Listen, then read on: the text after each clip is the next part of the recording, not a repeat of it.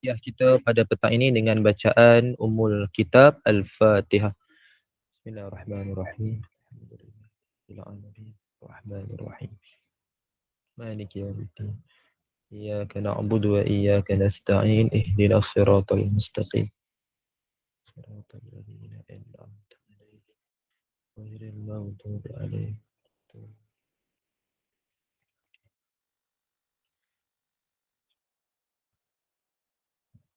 Alhamdulillahi Rabbil Alamin. Wassalatu wassalamu ala asyrafil anbiya'i wal mursalin. Sayyidina Muhammadin wa ala alihi wa sahbihi ajma'in. Man yahdihillahu fala mudilla lahu wa man yudlil fala hadiya lahu. Asyhadu an la ilaha illallah wahdahu la syarika lahu wa asyhadu anna Muhammadan abduhu wa rasuluh. Allahumma salli ala Muhammad wa ala ali Muhammad.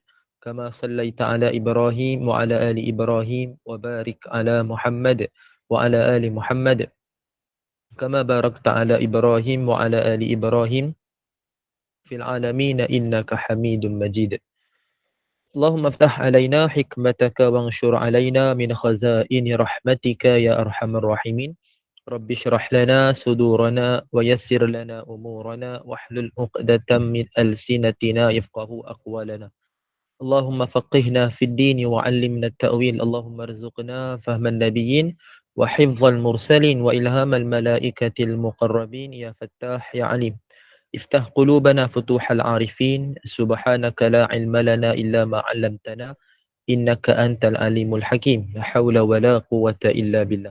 Ya Allah ya Rahman ya Rahim, berikanlah kepada kami kefahaman dalam menuntut ilmu pada petang ini ya Allah.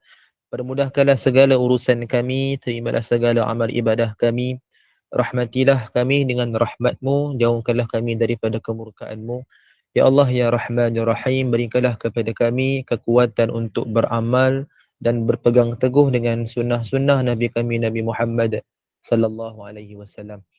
Allahumma barik lana fi Sya'ban wa ballighna Ramadan. Rabbana atina min ladunka rahmah وهيئ لنا من أمرنا رشدا ربنا آتنا في الدنيا حسنة وفي الآخرة حسنة وقنا عذاب النار وصلى الله على سيدنا محمد النبي الأمي وعلى آله وصحبه وبارك وسلم الحمد لله رب العالمين آمين آمين آمين يا رب العالمين.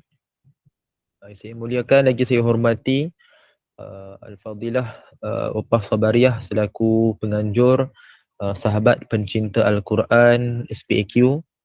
Seterusnya bonda-bonda moderator Ustazah Jasrina, Bonda Inun, Kak Nisum. Seterusnya muslimin, muslimat, ibu-ibu, ayah-ayah, jemaah serta keluarga SPAQ yang dirahmati Allah Azza wa Jal sekalian. Kaifahalukum jami'an, apa khabar semua? Semoga dalam keadaan sihat walafiat. Mungkin boleh react sikit lah. Kita buat reaction sikit di ruangan chat. Apa khabar kan?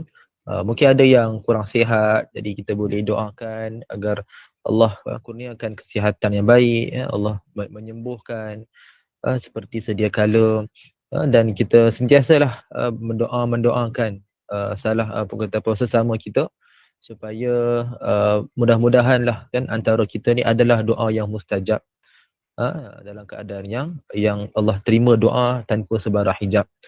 Terutamanya ibu-ibu ayah sekalian, hari Jumaat ni kan adalah satu hari yang cukup banyaklah kata keberkatannya kan, hari yang sangat dimuliakan sebagai penghulu segala hari, hari yang dianjurkan memperbanyakkan selawat. Dan hari Jumaat ni juga ibu-ibu sekalian ada satu waktu yang mana mustajab doa daripada hari-hari yang lain. Waktunya dia ada beberapa pandangan lah. Ada yang sebut waktu khatib berkhutbah. Lagi satu waktu yang paling kuat adalah waktu selepas asar sampai terbenam matahari.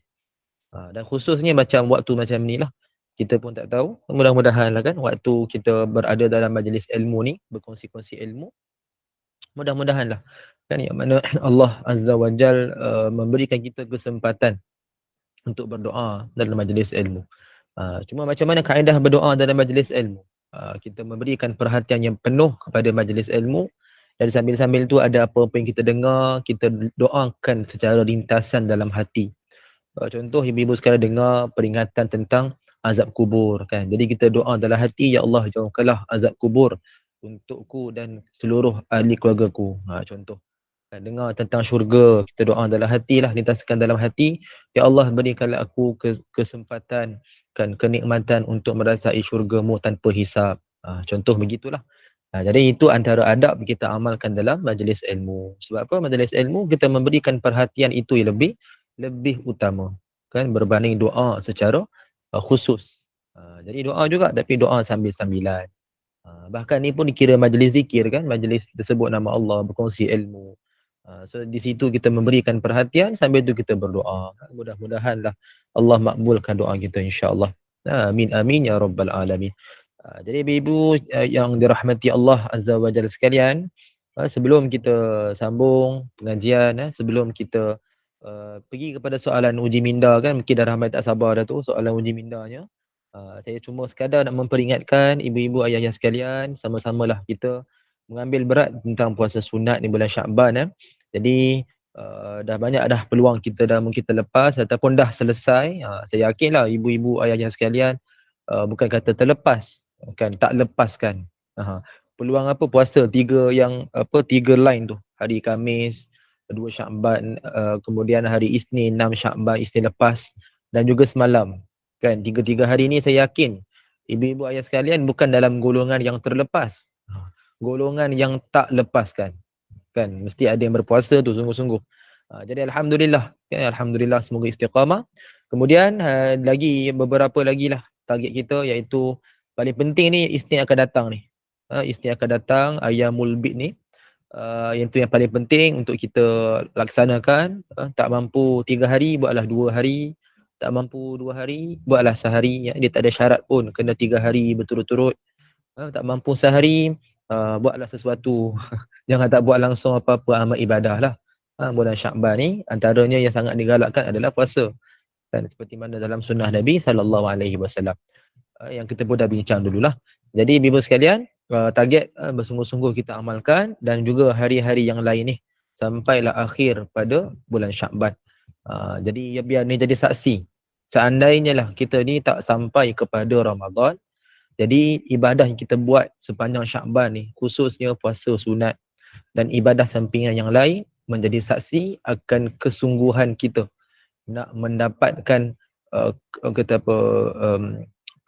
lebih kepada keberkatan lah pada bulan Ramadan yang akan datang.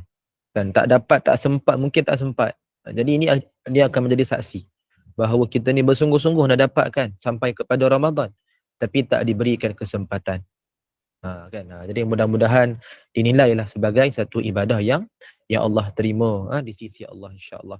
Mudah-mudahan. Jadi ibu-ibu ayah-ayah yang dirahmati Allah Azza wa Jalla sekalian, kita sambung kepada soalan uji minda dulu. Soalan uji minda kita, soalan yang ke-26 ikut pada ni saya catatkan 26.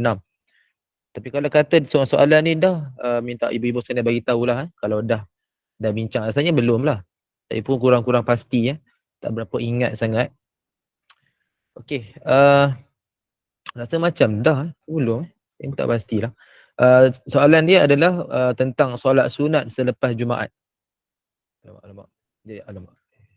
Jawapan pula Okey, kalau dah mungkin boleh respon Kalau kata dah soalan ni dah pernah ditanya, mungkin ibu sekalian boleh respon. So saya akan skip lah soalan ni. Ikut pada catatan saya memang kata belum. Tapi saya rasa macam dah. Ada khilaf kat situ tapi tak apa, kalau kata belum, kita teruskan soalan ni lah. So, wujudkah solat sunat selepas solat Jumaat? Pilih jawapan yang tepat mengikut pada sunnah. Wujudkah solat sunat selepas solat Jumaat? Pilih jawapan yang tepat mengikut sunnah. A. Tiada solat sunat selepas Jumaat. B. Ya, solat 2 rakaat di masjid. C. Ya, solat 2 rakaat di rumah.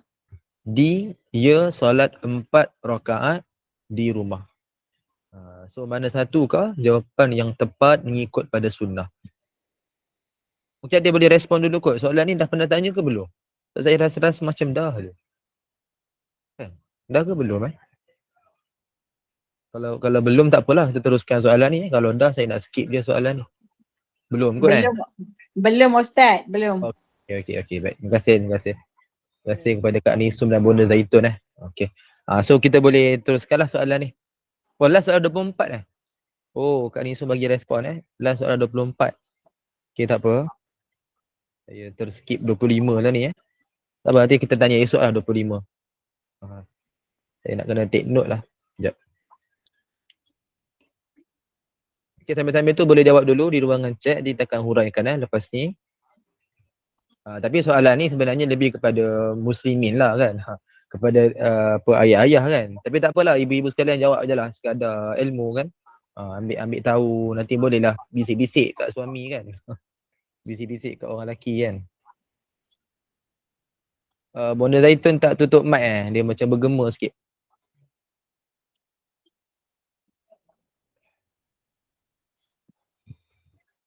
Tak dengar. Okey dah, terima kasih. Okey, ada beberapa orang dah respon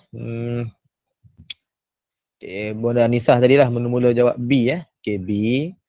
Kemudian Bonda Nur Laida jawab C, Bonda Marahani jawab C. Okey, baru 3 orang Okey, yang lain tak apa, boleh cuba jawab nanti. Kepada yang baru masuk pun sama, boleh juga jawab di ruangan chat.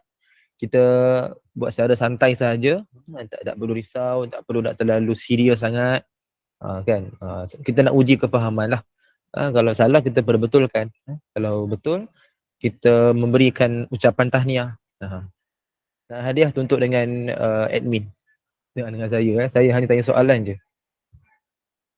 Okay, 25.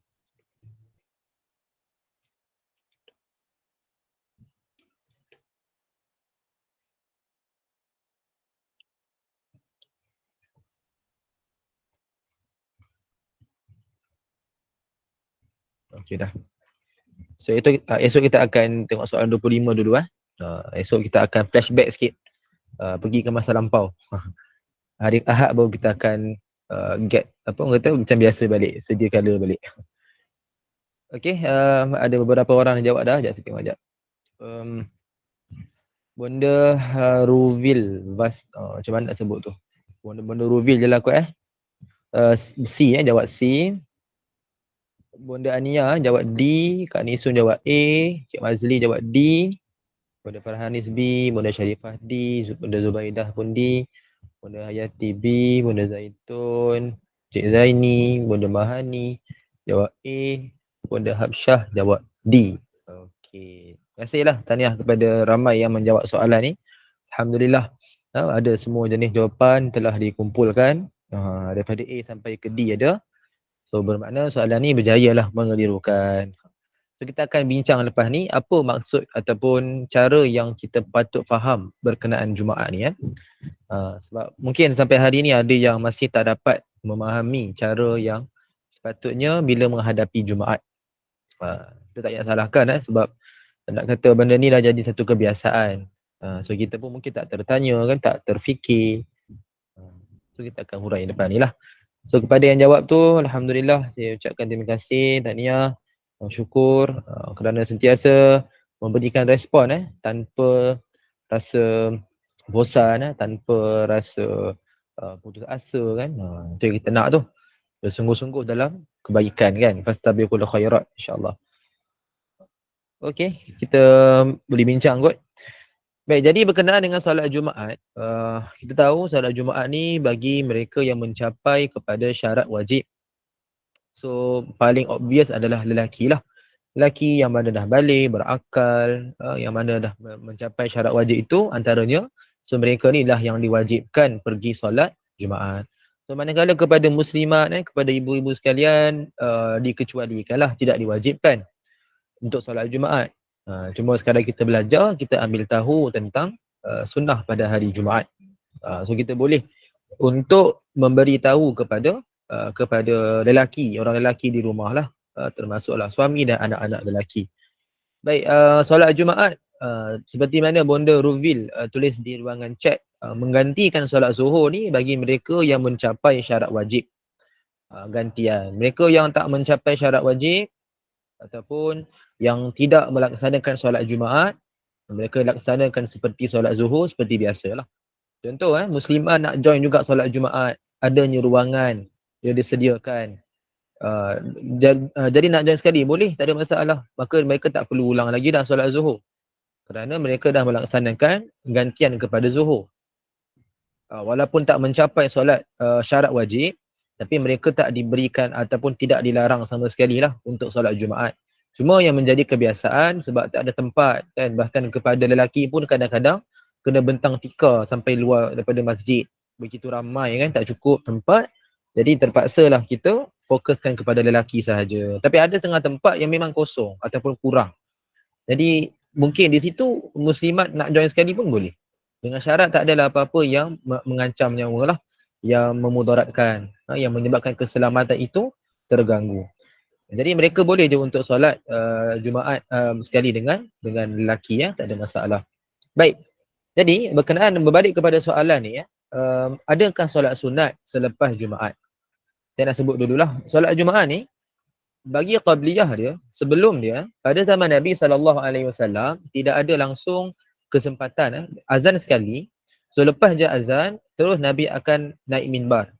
Nabi SAW akan naik minbar.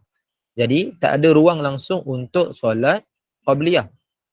Tidak ada qabliyah bagi Jumaat secara asal, secara hadis, secara yang pada awal berlaku pada zaman Nabi SAW.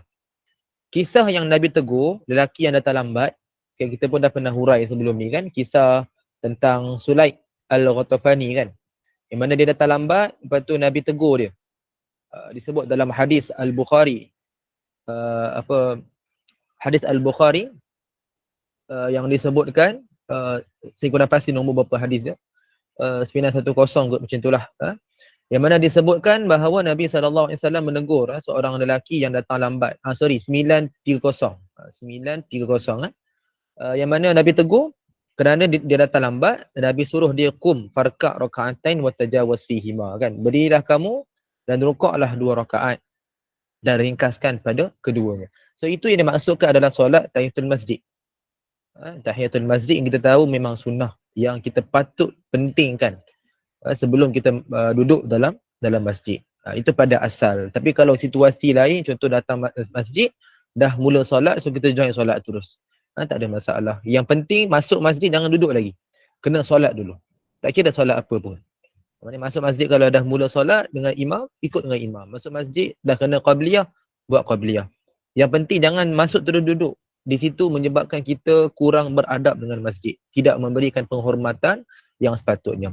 Masjid tempat solat. Solatlah yang kita kena dahulukan. Pertama kita buat ibadah masuk dalam masjid. Ibadah secara khusus. Doa semua kita kecualikan lah. Masuk masjid, ibadah khusus adalah tahiyatul masjid. Solat dulu, tahiyatul masjid. Okey, so berbalik kepada isu ni, asal pada hadis tak ada qabliyah. Jadi bila zaman Sayyidina Umar bin Al-Khattab radhiyallahu anhu, di situ menjadi 2 kali azan. Maknanya diulang. Kita tak sebut ditambah, kita sebut diulang. Azan tu diulang untuk memberikan ruang kepada masyarakat, terutamanya mereka yang berniaga lah. Jadi bila dah kata diulang 2 kali, ada masa yang lebih bagi mereka yang dah sampai awal di masjid, baik sebelum azan ke kan, datang setengah jam awal sebelum azan pun dikira awal lah tu. Selagi mana belum azan pertama dikira awal. Cuma awal tu berbeza. Ada yang awal sangat kan, ada yang awal sedikit. Jadi selagi tak azan Zuhur, selagi tak azan lagi waktu tu, yang azan pertama dikira awal. Azan je barulah dikira sebagai dah kira dah mula lewat, semakin lewat.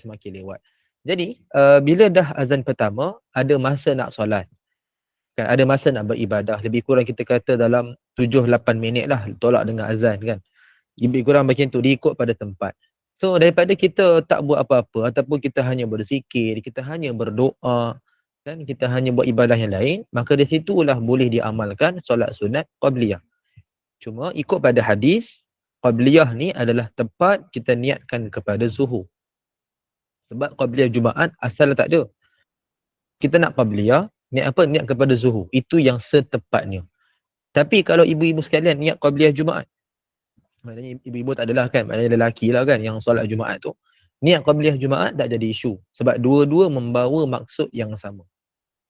Dua-dua pada masa yang sama. Dia hanya gantian. Kan Jumaat gantikan Zuhur, Zuhur gantikan Jumaat.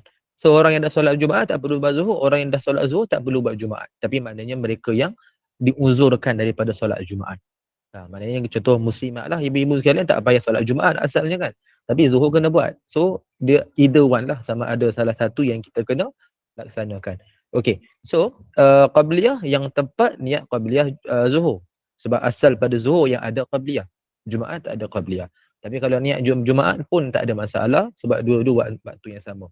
Berbalik pula kepada soalan. Selepas Jumaat. Tadi qabliyah dah sebut dah kan. Selepas Jumaat pula. Saya buka dulu hadis. Hadis ni dalam riwayat Abu Daud 1130. Hadis yang sahih. Saya nak ringkaskan saja. Nanti kita akan huraikan lepas ni. Kita tak masuk lagi sunnah ni sebenarnya. Kita akan hurai lepas ni ada insya-Allah. Kita akan hurai tentang Jumaat. Kebetulan hari ni hari Jumaat. Memang kenalah dengan kita punya perbincangan ni. Okey, saya nak ringkaskan je dulu. Nanti kita akan hurai lepas ni. Dalam hadis ni disebutkan Ibnu Umar, Abdullah bin Umar radhiyallahu anhuma, dia solat Jumaat dan dia akan solat 2 rakaat. Dia maju ke depan, solat 4 rakaat tu maknanya 2 rakaat 2 rakaat. Maksudnya apa? Dia akan buat di masjid. Solat ba'diyah dia buatnya di masjid. Manakala di Madinah, beliau akan solat Jumaat dan beliau akan solat 2 rakaat di rumah. Tak solat di masjid, solat ba'diyah. So bila ada orang tanya kepada dia, dia kata inilah cara Nabi. Inilah yang biasa Nabi SAW amalkan. So ni dalam hadis yang sahih, disabit dengan hadis yang sahih. Daripada situlah kita nampak bila ulama huraikan balik, bagi Jumaat, ba'diyah itu memang ada, memang sunnah. Qabliyah tak ada. Kan qabliyah tak ada. So sebab tu bagi orang yang lewat kan masuk masjid, dah mula khutbah, dia kena niat tahiyatul masjid. Itu yang sunnah yang penting. Sebab ada orang dia mungkin salah faham, dia niat qabliyah, dia anggap qabliyah lebih penting, tapi Jumaat tak. Jumaat sebab di satu hari yang dia istimewa sedikit bagi orang yang solat Jumaat. Bagi orang solat zuhur macam biasa je. Bagi orang yang solat Jumaat ada agak istimewa. So bagi yang lambat, dia masuk masjid sebelum duduk, solat dulu tahiyatul masjid. Ba'diyah pula jelas dalam hadis. Disebutkan bahawa kalau kita buatnya di masjid, buat 4 rakaat. Kenapa? 4 rakaat bermaksud mereka ni ada masa yang lapang. Masa yang lama.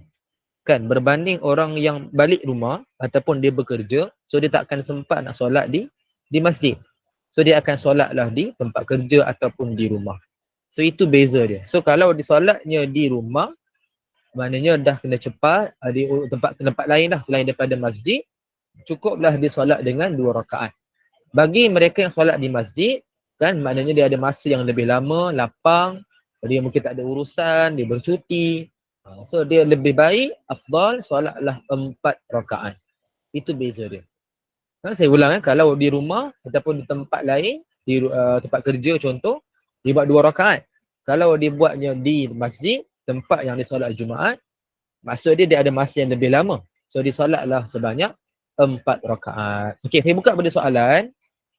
Okey, cuba kita lihat pada soalan. Pilih jawapan yang tepat, ikut pada sunnah. So, apakah jawapan yang tepat? Kalau A memang dah tak lah, kita dah sebut tadi dah. Ba'diyah memang ada. Qabliyah yang tak ada pada hadis. Okey. Saya dengar tadi macam C betul Bonda Nurlaida. Jawab C Ya Ustaz. Okey, alhamdulillah. Betul dah tu. Tepat sekali Kalau solat di rumah, kita solat sebanyak 2 rakaat sahaja. Kalau solatnya di masjid, ada masa yang lebih lama, solatlah 4 rakaat. So jawapan yang tepat adalah jawapan C. Jawapan C yang adalah yang tepat. Ikut pada sunnah lah. So tahniahlah kepada semua yang menjawab, yang respon di ruangan chat. Semoga kita diberikan kefahaman yang betul. Kita dapat sama-samalah kita amalkan. Yang salah tak apa, jangan risau. Kita ambil tahu. Ya, siapa tu? Saya maaf Ustaz, nak tanya sikit. Kalau solat 4 rakaat tu, 2 rakaat atau 4 rakaat terus? Ya, ikut dalam mazhab Syafi'i, qaul yang paling asah adalah kita asingkan. 2 rakaat 1 salam. Macam kita buat masa witir lah, kita asingkan kan. Sama juga. Okey, baik. Terima kasih Ustaz. Okey, sama. Okey, so jawapan adalah C Kita tanya kepada semua. Okey, insya-Allah kita akan sambung lagi soalan kuis pada hari esok. Okey, baik. So kita akan huraikan berkenaan dengan Jumaat pada petang ni. Bertepatan pula hari Jumaat. Tempat saya ni pula dah start hujan alhamdulillah. Allahumma sayyiban nafi'ah. Kan? Kita tahulah kan hari Jumaat, lepas tu lepas asar, lepas tu waktu hujan. Semua ni waktu-waktu kita dah pernah belajar kan, waktu yang mustajab. Jadi ibu-ibu sekalian, kalau berlaku juga di tempat ibu-ibu sekalian, doalah, jangan lepaskan peluang. Cuma doa ni dalam hati je lah, dalam majlis ilmu kan. Ataupun sekarang ni pun boleh juga ni, sementara saya nak buka slide ni kan. Ada masa kita nak doa-doa sikit kan, doa lah baik-baik insyaAllah. Jangan lupa select nama saya sekali ya. Doa untuk saya sekali insyaAllah. Doa dipermudahkan urusan, doa diberkati kehidupan kan, diampunkan dosa, diberikan rahmat. Atau lagi doa kepada saudara se-Islam tanpa pengetahuan adalah mustajab juga. Kan, so itu kita sangat digalakkan doa untuk saudara se-Islam kita tanpa dia tahu. Doa diam-diam lah kan. So biasa orang kata ni doa diam-diam ni dikira sebagai mustajab. Kan, bukan setakat cinta diam-diam je yang akan berkesan, yang akan menjadi. Doa diam-diam pun lebih digalakkan. Itu yang paling penting. Ya. Ustaz, kalau kita doa muslimin, muslimat, mukminin, mukminat, al-ahya minhumul amwat tu meliputi tak? Betul lah tu. Itu dah kira meliputi sangat lah tu. Kan, kita dah terlalu huraikan. Alhamdulillah, memang doa kita biasa amal kan. Doa tentang keampunan kan. Allahumma fir lana zunubana tu kita akan sambung dengan walil muslimin wal muslimat kan. Jadi sangat-sangat digalakkan doa macam tu. Sebab kita dah merangkumi semua orang. Muslimin, muslimat, kan, mukminin, mukminat.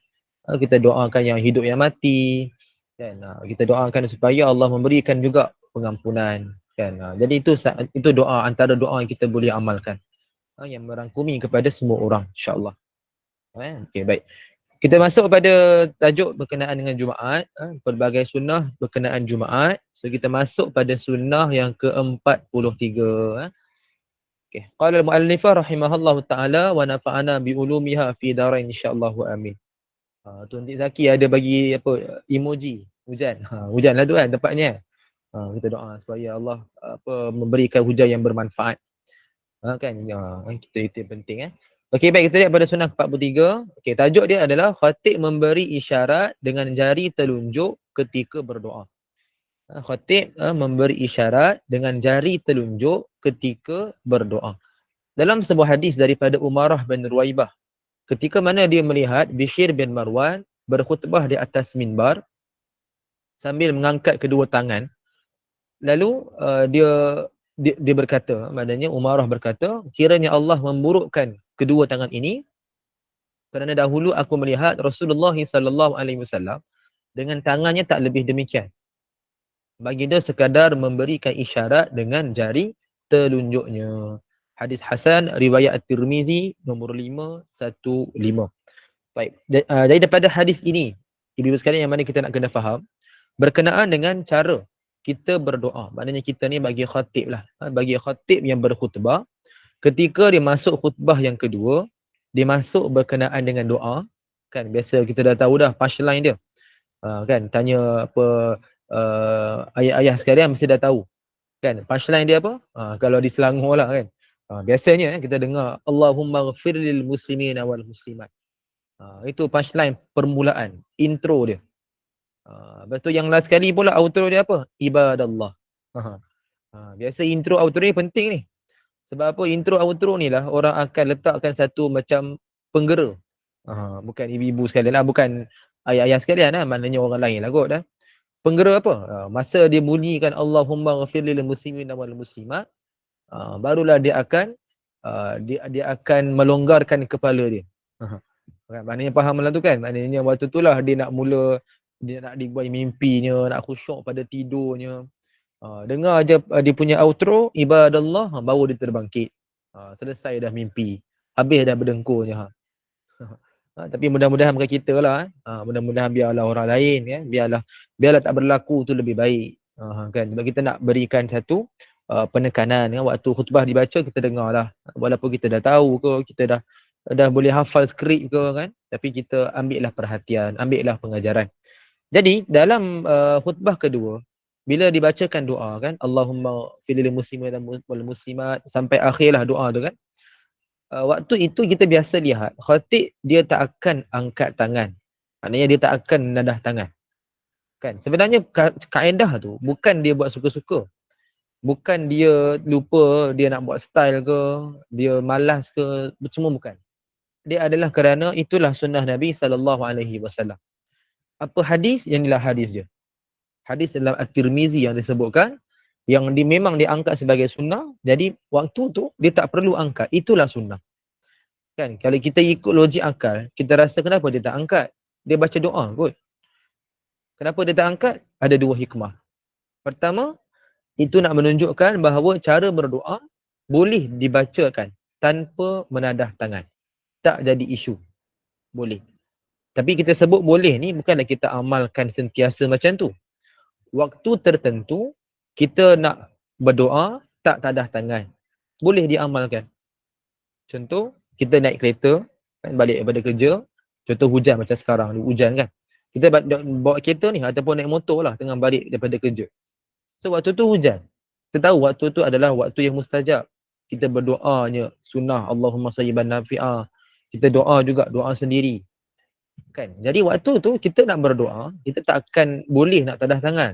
Cara normalnya lah kan. Kita hanya boleh lafazkan doa. Kita hanya boleh lintaskan dalam hati. Contohlah. Jadi waktu macam tu kita boleh berdoa. Walaupun tak tadah tangan. Jangan risau, dia tak dianggap pun tak beradab.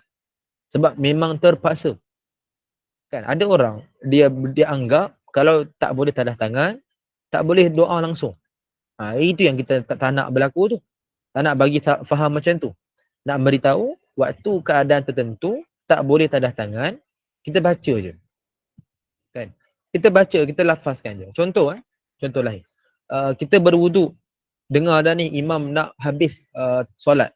Mungkin rakaat terakhir. Kita dah berwuduk. Okay, dah habis wuduk, kita dah dengar dah imam tu nak pergi ke tahiyat akhir dah.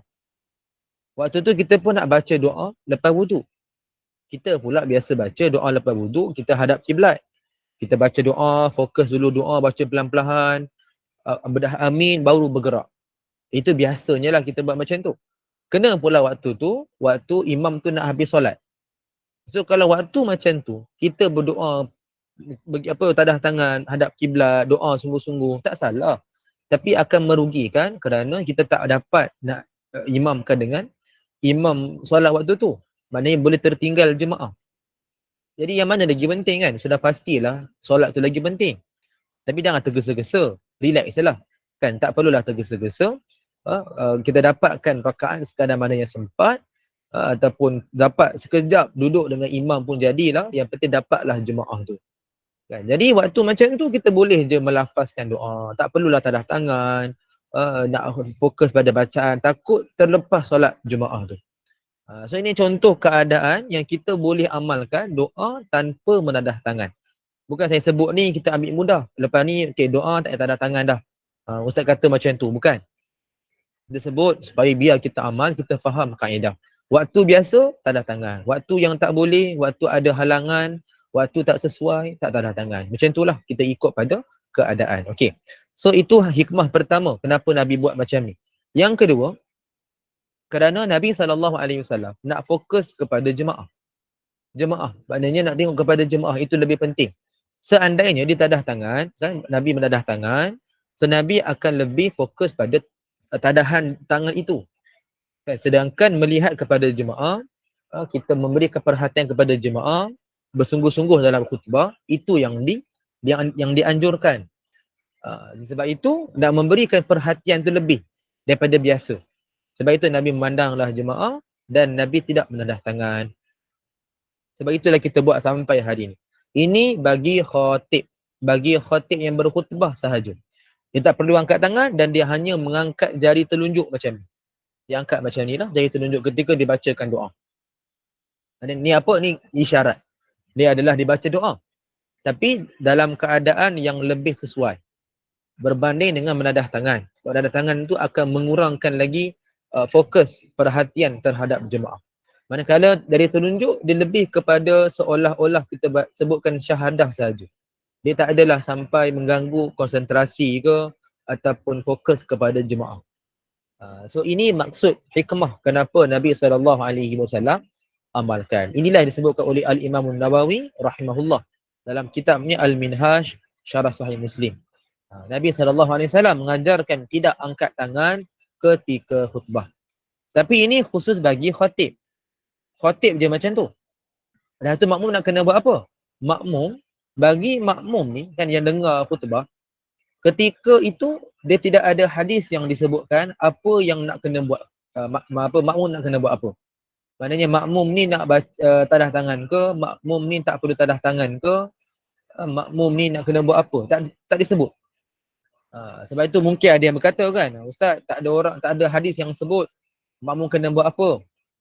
Saya pun tidurlah time khatib baca khutbah. Kan time khatib baca doa saya tidurlah. Sebab apa tak ada pun hadis yang melarang tidur. Bukanlah begitu kan. Itu dah salah gunakan hadis. Kan? Dan juga tidur ni pun termasuk dalam kategori laghauta. Kan? Laghauta ataupun benda-benda yang lagha, yang melalaikan. Kita nak berikan fokus. Fokus tu dah kita sebutkan tadi. Sebab itu sampai menadah tangan pun menyebabkan fokus itu kurang. Kan? Okey. Lagi satu bagi makmum dia tak sebut untuk buat apa. Di situ timbullah khilaf. Dua pandangan. Pandangan pertama, makmum boleh tadah tangan seperti biasa. Itu yang biasalah diamalkan. Khususnya di tempat saya ni Selangor dan juga KL yang saya perhatikan bila mana pergi tazkirah ataupun khatib jemputan kita lihat majoriti jemaah kita di sini yang amalkan tadah tangan. So tak ada isu, boleh. Itu pandangan yang pertama. Ikut pada kebiasaan di negeri-negeri tadi pun memang itulah biasa. So boleh teruskan, tak ada orang halang. Pandangan kedua, makmum ni dia tak perlu angkat tangan. Okey, apa hujah dia? Dua-dua ada hujah, bukan suka-suka sebut. Yang pertama, hujah kerana tidak ada hadis yang melarang kepada makmum. Tadi itu hadis kita sebut kepada khatib. Makmum tak ada hadis. So dia berdoa dalam macam biasa. Sebab hadis tadi itu khusus kepada khatib. Ini hujah pertama. Hujah yang kedua, yang tak perlu angkat tangan kerana ikutlah dengan imam. Kan? Khatib tu dia sebut sebagai imam. Imam pun tak angkat. Kenapa kita nak angkat? Nah, gitulah kita kata ulama ni bahas bukan setakat sebut-sebut ikut nafsu. Dia sebut secara ilmiah. Bukan ikut emosi, tak ikut nafsu, dia tak ikut apa-apa benda yang pengaruh dia. Kecuali hanya semata-mata ilmiah. Ilmu saja. Jadi sebab itu disebut dua-dua hujah kita dengar, kita faham. Kan dua-dua itu diterima. Yang pertama pun kita faham, yang kedua pun kita faham. So kita nak kena buat apa? Kita makmum ada dua pilihan. So ibu-ibu sekalian, bagi yang solat Jumaat tu, kan bagi ayah-ayah dan siapa-siapa yang solat Jumaat, ada dua pilihan. Nak tadah tangan pun boleh, tak tadah pun tak ada masalah. Cuma bila bagi orang tadah tangan, nampak orang tak tadah tangan, janganlah marah pula. Nampak kita duk tadah tangan ni. Nampak kawan sebelah tak tadah tangan. Kita duk tengok jeling ni kan. So, tunjuk lagi, angkatlah tangan. Apa tak fikir ke? Contoh. Janganlah macam tu. Itu dah kira kasar lah tu kan. Dan bahkan kita ketika khatib baca khutbah pun kita dengar je. Kita fokus pada bacaan doa tu, bacaan khutbah tu. Jadi kalau kita dah tegur orang, kita dah menegur atas dasar, tak ada apa-apa pun sebenarnya. So kita pun dalam kategori dah lara sebenarnya. Yang amalkan, yang tak tadah tangan pun sama. Janganlah pandang kawan yang tadah tangan tu macam buat maksiat pula. Pandang menjeling kan. Tengok tangan dia tu. Siap tunjuk-tunjuk lagi isyarat, cubik-cubik kan. Baru tahu. Janganlah gitu kan. Tak perlulah sebab dua-dua ni boleh diamal. So saya sebut ni maknanya biar kita ni berlapang dada. Kita faham. Dalam isu ni dua-dua boleh amal. Cuma janganlah pergi amal serentak pula. Janganlah kejap tadah tangan, kejap lepas tangan. Tadah lagi sekali, lepas lagi sekali. Gitu pun pening juga kan. Orang nak amalkan pun rasa pening. So biarlah kita pilih salah satu. Bagi yang nak tadah tangan, tadahlah. Tak ada orang pun marah, tak ada orang pun halang. Bagi orang tak tadah tangan pun tak ada masalah. Ikutlah, dua-dua boleh diamalkan. Yang penting jangan salah menyalahkan dan jangan sampai kita bersangka buruk. Dan satu lagi, jangan amalkan dua-dua serentak. Itu pun salah. Pilihlah salah satu. Dan satu lagi, bila kita nak sebutkan amin, nak sebut amin, tak salah. Dia tak dikira khitab. Dia bukan percakapan. Cuma kita kena ingat, jangan sampai mengganggu jemaah lain. Kan ada pernah sampai tu, jemaah kan, dia duduk depan, dia amin tu, sampai jemaah kat belakang tu boleh dengar. Suara dia, bukan suara ramai-ramai, suara dia tu. Nak sebut begitu kuat. Yang belakang pula tak puas hati. Dia dah dengar kawan depan ni aminkan sampai belakang dengar. Dia pula balas, amin sampai ke depan. Depan tu balas lagi, amin. Jadi dia dah melantun-lantun dah suara amin tu. Jadi waktu macam ni kan menyebabkan makmum akan terganggu. Sebab dia nak dengar bacaan doa, dia nak dengar pada teks yang dibacakan. Dia nak khusyuk pada bacaan. Yang kita pula duk amin-amin, duk lawan-lawan amin, duk balas-balas amin ni menyebabkan gangguan kepada dia. So ini yang kita nak kena faham supaya tidaklah amalkan dengan cara yang menyebabkan orang susah. Itu yang kita nak kena elak. Jangan sampai beribadah sampai menyusahkan orang. Kan? Yang kita fikir kita seorang je yang hamba Allah betul-betul ibadah. Tak. Semua orang pun nak beribadah. Sebab itu kita jangan menyusahkan orang, jangan ganggu orang. Sebab itu kita aminkan pun biarlah perlahan. Perlahan sangat ataupun dalam hati. Itu lagi senang. Selesai masalah. Kan? Selesai masalah. Baik. Jadi itulah pada sunnah ke-43. Okay, ada soalan tadi Kak Anisuf. Jadi telunjukkan tangan, pegang tongkat ke. Dia tidak ada masalah. Kebiasaannya adalah dia berlawanan. Biasanya sama ada macam ni. Tangan kiri memegang tongkat dan tangan kanan mengangkat jari telunjuk. Dia macam ni lah. Tangan kiri memegang tongkat, tangan kanan mengangkat jari telunjuk. Dia biasanya begitu. Ataupun contoh kalau tangan kiri yang memegang tongkat, tangan kanan memegang tongkat, tangan kiri yang mengangkat jari telunjuk. Tapi kalau macam ni nampak macam pelik sikit lah. Sebab apa? Sebab terbalik kan? Sebab kalau kanan tongkat tak apa. Ni kalau kiri kita pergi angkat jari telunjuk, nampak macam tak sesuai. So lebih molek macam mana? Kiri kita pegang tongkat, kanan tu angkatlah jari telunjuk. Itu lebih sesuai. Tapi kita ingat yang mengangkat jari telunjuk ni antara benda yang sebenarnya penting ikut pada sunnah. Katalah dia tak biasa buat, dia tak nak buat takut timbul fitnah. Yalah benda orang tak biasa buat kan. Yang penting jangan tadah tangan. Sebab itu jelas sunnah dia. Ini bagi khatib yang berkhutbah. Bagi khatib yang berkhutbah.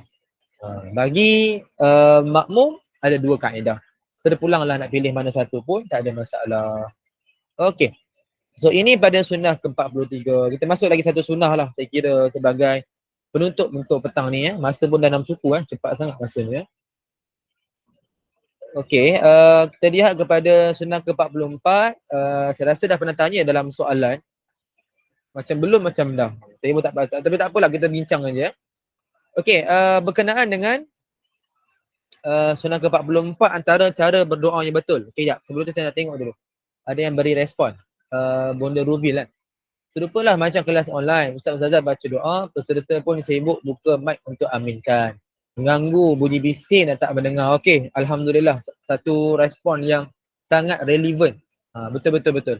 Bila berlaku dalam kelas online, sampaikan mungkin peserta pun nak join dan dia nak sebutkan amin, dia buka mic dan menyebabkan mengganggu kepada jemaah lain. Tak dengarlah bacaan doa tu.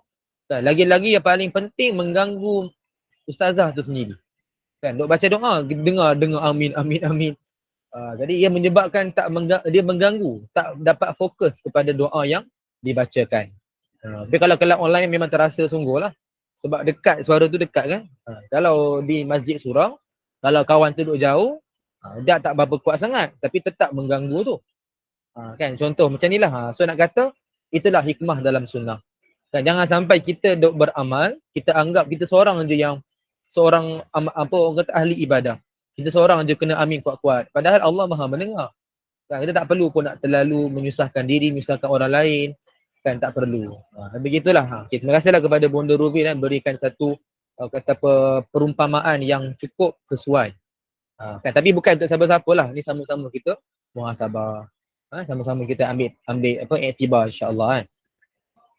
Okey, baik, kita lihat pada hadis yang berkenaan dengan cara berdoa yang betul kan. Kita dah sebut tadi berdoa dua-dua boleh, tanda tangan pun tak apa, tertadah pun tak apa. Bagi orang yang nak menadah tangan, apa antara cara nak berdoa? Kita lihat pada hadis Hadis ini yang disebutkan apabila masuknya seorang ke dalam Islam, Nabi SAW akan mengajarnya bersolat, kemudian mengarahnya agar berdoa seperti berikut. Dibacakan doa. Apa doa dia? Allahumma ghafirli. Ya Allah, ampunkanlah aku. Wahdini. Warhamni. Berikan rahmat kepadaku. Wahdini. Berikan hidayah kepadaku. Wa'afini. Berikan kesembuhan, kesihatan kepadaku. Warzuqni. Berikan rezeki kepadaku. Dalam riwayat lain, baginda merampakkan jari-jarinya kecuali ibu jari. Kerana kesemua itu menghimpunkan kebaikan dunia dan akhirat. Hadis sahih riwayat Muslim. Baik. Jadi ini contoh kita nak sebutkan ada dua benda lah. Pertama adalah berkenaan kepada mu'allaf. Memandangkan hadis pun disebut tentang mu'allaf, dia saya sebut je sekadar ringkas. Kepada mu'allaf, paling penting adalah kita ajarkan dia solat. Tu ikut pada sunnah, ikut pada fardu ain. Solat paling penting. Dan jangan susahkan dia. Dia baru masuk Islam, dia dapat hidayah, alhamdulillah, kita bersyukur. Jangan kita rasa kita terlalu perfect sangat amalan sampai kita doa ajar kat dia sampai dia rasa beban. Contoh apa? Kita doa ajar dia mula-mula tentang solat, hafal doa iftitah. Padahal itu sunat. Kan kita bukan kata tak payah ajar, ajarlah kemudian. Dia baru masuk Islam. Dia baru nak belajar tentang solat, tentang Allah, kan, nak belajar tentang akidahnya, tentang fiqhnya, tentang akhlaknya, kan, tasawufnya. So kita jangan paksa dia pada benda-benda yang sunat dulu. Kita tekankan pada yang wajib. So ajarkan dia Al-Fatihah, kan, ajarkan dia tahiyat, kan, ajarkan dia yang mudah-mudah supaya dia rasa lebih seronok. Dia rasa dia tu dihargai. So ajarkan dia solat. Lepas tu satu lagi, bacakan doa. Kita baca doa, kawan tu yang mu'allaf, dia bukan amin kan, dia ulang balik. Kita sebut dalam bahasa Melayu kan, ya Allah ampunkanlah diriku. Diulang balik, ya Allah ampunkanlah diri aku. Berikan hidayah kepadaku, kawan tu ulang, berikan hidayah kepadaku. Berikan rezeki kepadaku, kawan tu ulang, berikan rezeki kepadaku. Dia begitu. Kita doa, dia ulang balik doa yang sama. Kita minta 5 benda. Allahumma firli, ya Allah ampunilah aku, warzuqni, warhamni, berikan rahmat kepadaku, warzuqni, berikan rezeki kepadaku, wahdini, berikan hidayah kepadaku, dengan wa'afini, berikan kesihatan kepadaku. So ibu-ibu sekalian, kita amalkan doa-doa ni kan, kita amalkan doa-doa ni dengan cara kita baca, kawan tu pun akan sebut. Maknanya jangan diaminkan pula. Sebab dia kalau dia amin, kita baca ni untuk kita. Kan, kita baca ni untuk diri sendiri. Ni kalau dia amin kan, maknanya dia aminkan untuk kita. So tak kenalah. So kita maknanya macam mana? Kita akan baca, dia akan ulang balik. Okey. So itu yang pertama tentang mu'allaf. Itu just saya nak sebut je lah, sekadar tambahkan ilmu. Yang kita nak fokus ni adalah tentang cara berdoa. Okey. Cara berdoa bagi yang menadah tangan, dia secara umum boleh je angkat tanda tangan macam mana pun. Kan, maknanya terpulang lah nak rapat ke mana, ranggang mana, tak ada masalah. Tapi kalau kita tanyalah, ada tak cara yang terbaik ikut pada sunnah yang sabit dengan hadis? So iaitulah cara tadi tu.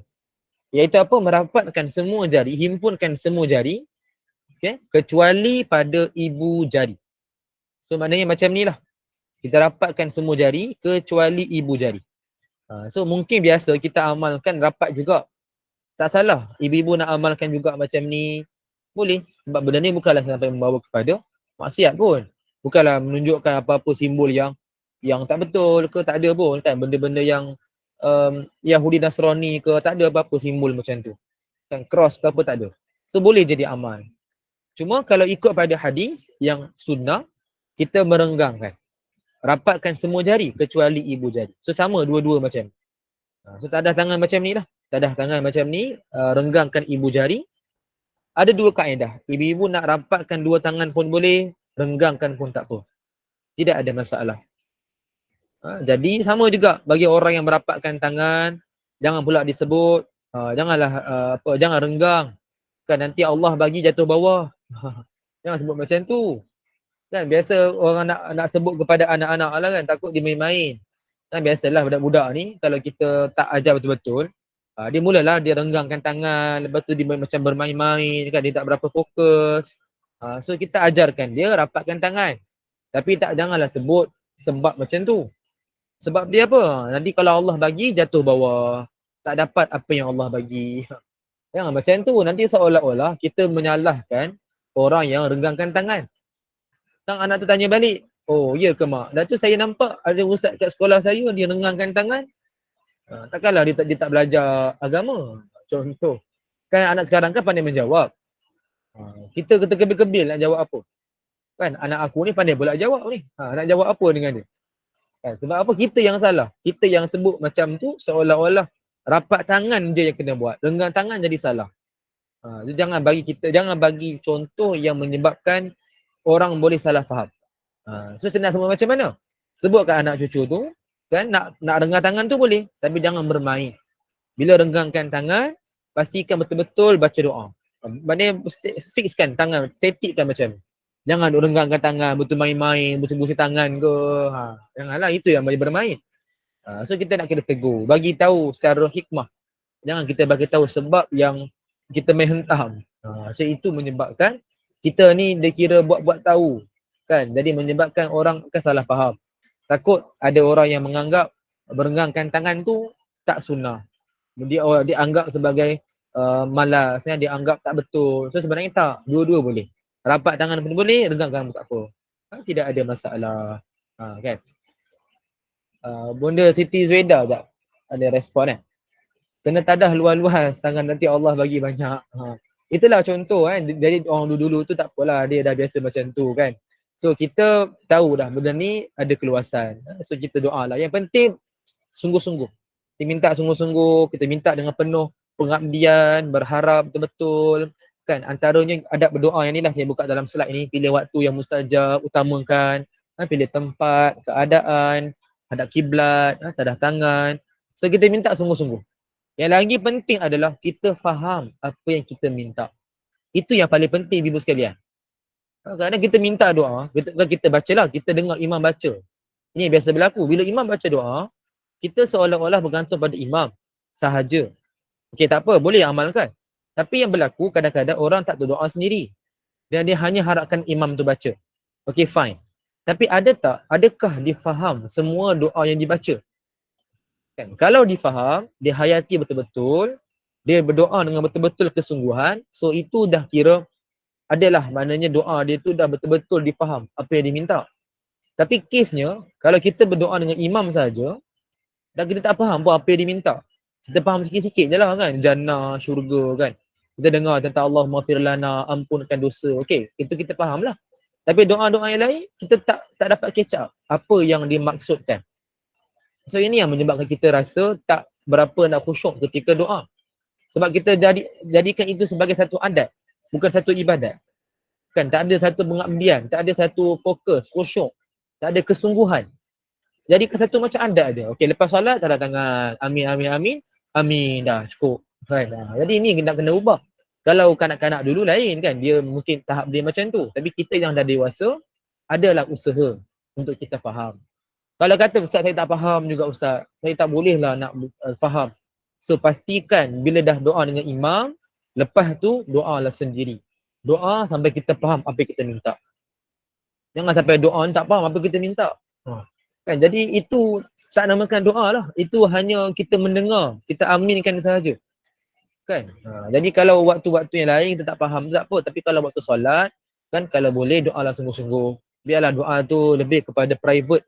Kita yang nak minta apa, kita minta. So itu juga antara adab berdoa supaya kita betul-betul bersungguh-sungguh ketika berdoa kepada Allah. Okey, baik. So ini adalah tentang cara berdoa yang betul, kita dah hurai. So kita masuk pada sunnah yang ke-45, ada masa lagi 4 minit. Saya nak ringkaskan saja. Okey, ni tadi kita dah bincang dalam soalan tadilah, soalan uji minda tadi. Iaitu tentang solat Jumaat. Saya dah sebut tadi maknanya qabliyah, zuhur, Ba'diyah adalah Jumaat. So ba'diyah ni kalau dibuat di masjid, afdal dibuat 4 rakaat. Kalau dibuatnya di rumah, dibuat 2 rakaat pun dah cukup. Yang penting dia diamalkan. Yang penting dia buat. Itu yang paling penting. Okey, baik. So kita boleh skip dululah ni kita dah bincangkan tadi, tak ada masalah. Ada soalan apa-apa ke? Tak ada soalan Lagi 3 minit lagi Okey, halalan terus bincang sampai habis je lah kot Sunnah ke-46 teruslah. Habiskan je lah terus sunnah. Okey, baik, kita lihat pada sunnah yang terakhir Sunnah ke-46, orang yang mengantuk disunatkan berpindah tempat.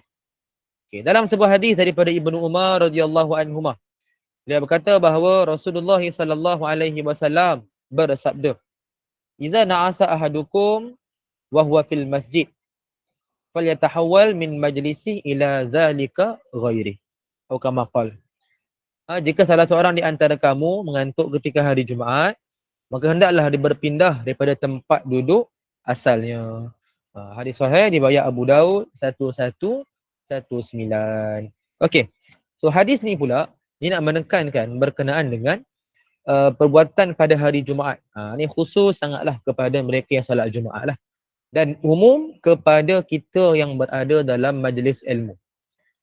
Kalau online tak rasa sangat tapi kalau buat di masjid surau kan, kalau kita rasa mengantuk, apa sunnah dia?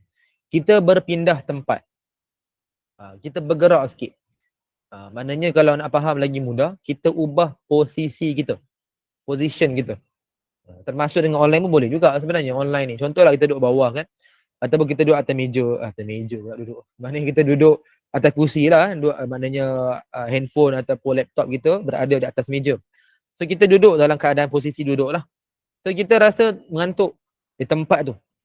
Okay, dengar majlis ilmu ni rasa mengantuk. Waktu tu lah syaitan akan lakukan tipu daya kan. Dia ganggu kita. Sebab dia tahu kita tengah menambahkan ilmu.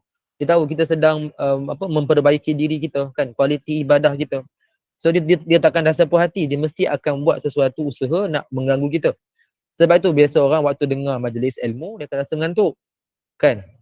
Kecuali kalau waktu ustaz-ustaz tu dibuat lawak. Sebab apa? Lawak tu lebih menghiburkan. Sebab sekadar hiburan je lah. Sebab tu biasa kalau dengar lawak ni dia tak ngantuk. Tapi kalau ada ilmu, it's okay. Tapi kalau hanya hiburan, hanya gelak tawa, so tak ada apa-apa ilmu kan, ataupun kurangnya ilmu, so tidak ada kesan yang sepatutnya majlis ilmu tu. Kan kuranglah kesan dia. Sebab itu biasa waktu dengar majlis ilmu orang rasa mengantuk. Sebab mesti syaitan akan lakukan tipu daya. Mesti. Sebab waktu biasa pun dia akan buat gangguan syaitan. Gangguan dia kan. Waktu beribadah lagilah dia akan buat. Waktu kita solat, waktu kita dengar majlis ilmu, baca Quran, time tu lah rasa malas macam-macam lah. Tak payah cakap kita pun dah tahu. So waktu dengar majlis ilmu, termasuk dengan khutbah, waktu tu biasa orang akan rasa mengantuk. So apa dia nak kena buat? Dia janganlah melayan mengantuk tu. Dia kena melawan. Kan benda maksiat jangan melayan. Kita kena melawan. Cari jalan, solution. Kalau tak mampu terus cegah, kurangkan dulu. Jangan bagi alasan saya tak boleh ustaz, saya dah biasa. Waktu khutbah memang khatib berkhutbah kena pula imam ni, memang imam ni saya akan tidur. Jangan salahkan imam tu walaupun dia mungkin cara penyampaian dia kurang berkesan. Tapi tetap kita yang kena lawan. Sebab tak boleh dikatakan kekurangan ini maknanya kita berikan alasan untuk buat sesuatu yang lara, benda yang dosa, kita kata ini kekurangan saya. Itu tak boleh. Tak ada kekurangan yang membawa kepada dosa. Itu adalah salah diri kita sendiri. Kan tak ada kekurangan yang boleh membawa kepada lara. Itu adalah kecuaian kita sendiri. Kita yang kena berubah. Tak boleh bagi alasan saya dah biasa ustaz, saya tak nak ubah. Kalau macam tu, ketika Nabi berdakwah, tak ada orang pun akan berubah. Sebab digunakan alasan yang sama lah. Kami dah biasa dah wahai Rasulullah, kami dah ikut nenek moyang, so kami tak nak ubah. So takkan ada orang yang perlu Islam. So nak kata perubahan ni perlu. Kan kita panggil bahasa, orang kata apa, bahasa yang bombastik sikit lah. Kita panggil apa? Anjakan paradigma. Itu memang perlu. Memang kena ada. So dalam bab ni, waktu majlis ilmu, waktu khutbah Jumaat, kita rasa mengantuk, jangan layan, kena lawan. Nak kena buat apa? Ubah posisi. Okay. Kalau hari Jumaat, dah duduk rapat-rapat. So kalau nak bergerak sana sini, mengganggulah jemaah dia kan. So janganlah buat begitu. Dia hanya mengubah tempat duduk, mengubah posisi. Contoh dia duduk bersila, dia ubah duduk dalam tahiyat akhir. Duduk tahiyat akhir dia ngantuk lagi, duduk tahiyat awal pula. Duduklah pula macam apa? Dia mengikat dua kaki dia kan. Jadi terpulanglah. Yang penting dia ubah posisi dan itu dapat memberikan satu kecergasan pada diri dia. Tapi sekejap, dia tak lama, dia sekejap. Sekadar nak dapat satu orang kata apa, ketempoh yang ihsan. Orang kata apa? Waktu yang sedikit untuk dihilangkan mengantuk tu. Sekejap. Sementara nak habiskan khutbah tu. Sebab kalau orang kata nak basuh muka, nak pergi cari air, nak berwuduk, itu dah menyebabkan dia akan tertinggal apa poin penting dalam khutbah. So dia akan rugi. So, sebab tu dia amalkan, dia ubah posisi. Kita mengubah posisi itu yang kita boleh amalkan secara sunnah. Kalau waktu majlis ilmu, waktu yang tak ramai, so kalau dia boleh ubah kedudukan dan ini tak mengganggu kepada makmum, it's okay, silakan, proceed lah, tak ada masalah. Tapi takutlah nanti kalau makmum nampak kita buat macam tu, setiap hari, setiap malam buat macam tu, takut diorang akan cari dalam Google kan, apa sebab kan orang ni pindah sana sini ketika majlis ilmu. Jumpa pula hadis ni habislah. Nanti orang kata ni muka mengantuk ni. Asyik-asyik majlis ilmu je duk gerak sana sini. Takut dia letakkan kita label pula. Kan jemaah mengantuk. Mana jemaah mengantuk tak datang. Takut macam tu pula sebab kita nampak sangat kita ni mengantuk kan, kita duk pindah-pindah tempat. So kita jangan amalkan macam tu sebab akan menyebabkan membuka ruang fitnah pada orang. So sekadar mengubah posisi kedudukan badan. Yang penting ubah posisi yang asal. Okey. Jadi pada soalan Kak Anisum, boleh pindah tempat ketika dengar khutbah. Dia ubah posisi saja kerana waktu dengar khutbah akan mengganggulah jemaah kan, menyebabkan gangguan kan, kita tak nak macam tu. Kan sebab itu kita hanya ubah posisi kedudukan saja. Kalau ada kesesuaian pindah tempat, maknanya bergerak terus. Kalau sesuai, amalkan. Tak sesuai, tak payah. Sekadar ubah posisi saja. Ubahlah tempat duduk tu, kita gerak sikit. Begitu. Bona Syarifah, boleh guna kaedah ni dengan para pelajar universiti yang ngantuk dalam kelas. Galakkan mereka ubah tempat bila rasa mengantuk. Boleh sangat diamalkan. Sebab itu kadang-kadang kalau guru-guru di sekolah, bila orang rasa mengantuk, dia suruh buat apa? Dia suruh berdiri kejap. Kan, dia suruh berdiri kejap, dihilangkan rasa mengantuk sikit, duduk balik.